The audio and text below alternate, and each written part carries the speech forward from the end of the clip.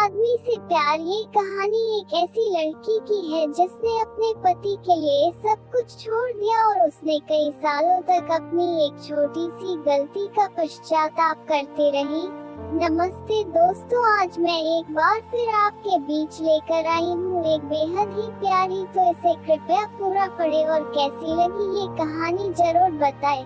मेरा नाम सीमा है और ये बात है 3 साल पहले की। मेरी नई शादी हुई थी। वैसे तो मेरी अरेंज मैरिज थी, लेकिन शादी से पहले मेरा एक बॉयफ्रेंड भी था जिसे मैं बहुत प्यार करती थी। उसका नाम अविनाश था।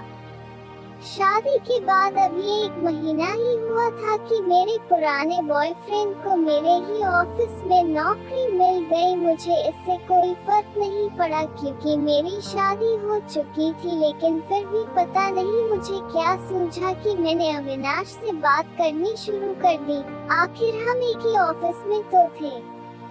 एक दिन मैं ऑफिस के वॉशरूम से निकल रही थी कि सामने अविनाश खड़ा था। वो मेरे करीब आया, आंखों में आंखें डाले मुझे घूर रहा था। वो मेरे और करीब आया और हमने एक दूसरे को किस किया। उस वक्त पता नहीं मुझे क्या हो गया था।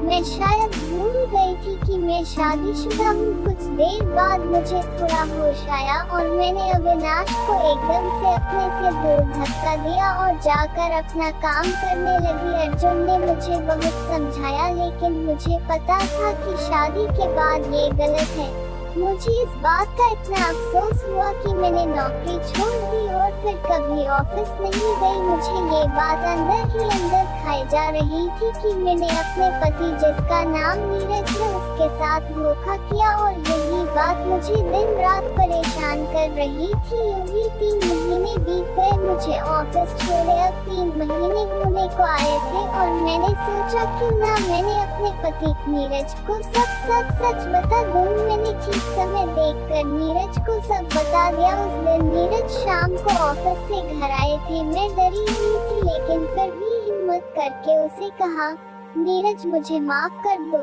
नीरज, सीमा, किस बात की माफी?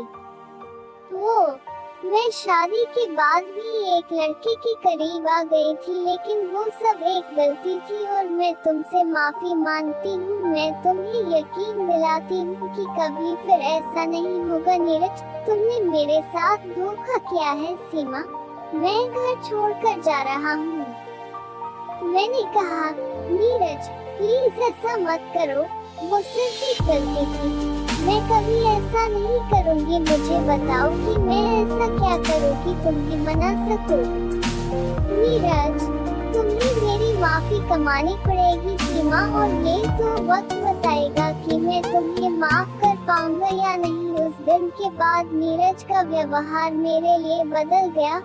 वो प्यार, वो मेरी चिंता करना सब खत्म। नीरज ने मुझे मेरे दोस्तों से मिलने तक के लिए मना कर दिया। वो मुझे हर बात पर टोकने लगा कि ये करो, ये ना करो, और मैं भी नीरज की माफी पाने के लिए, उसे खुश करने के लिए ये सब सहती रही। मैं नीरज के लिए हर रोज उसके पसंद का खाना बनाती थी ताकि वो एक बार मेरी तरफ मुस्कुरा कर देख ले।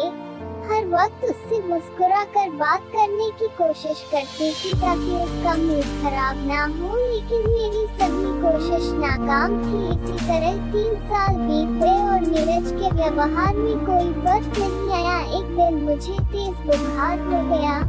मैं बिस्तर पर पड़ी थी और मैंने नीरज को फोन किया और उसे कुछ दवाइयाँ लाने को कहा। नीरज, गुस्से में, तुम्हें पता नहीं कि मैं ऑफिस में हूँ, दवाइयों की इतनी जरूरत है तो खुद बाजार जाकर ले आओ। उस दिन मुझे एहसास हुआ कि माफी तो दूर की बात है, नीरज के दिल में मेरे लिए थोड़ी सी दया भी नहीं है। मैं उदास टूटे हुए दिल से अपनी जिंदगी के बारे में सोचने लगी। फिर कुछ दिनों बाद मैंने सोचा कि मैं सब कुछ भुला दूंगी और एक दिन मैं बड़े अच्छे मूड में बाजार घूमने के लिए गई। बाजार के एक रेस्टोरेंट में मैंने देखा कि मेरे पति एक औरत के साथ बाहों में बाहें डाल बैठे हैं। मेरा दिल एक बार फिर टूट गया।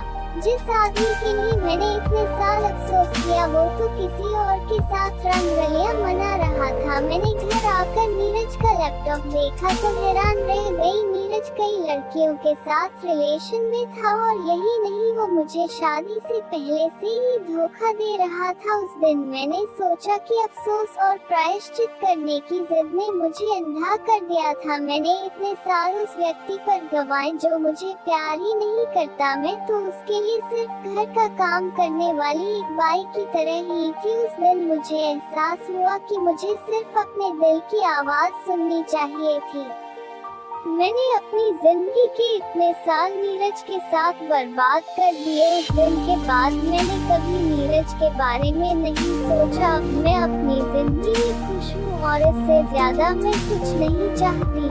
मुझे आदत नहीं यूँ हर किसी पे मर मिटने की, पर तुझे देखकर दिल ने सोचने तक की मोहलत ना दी।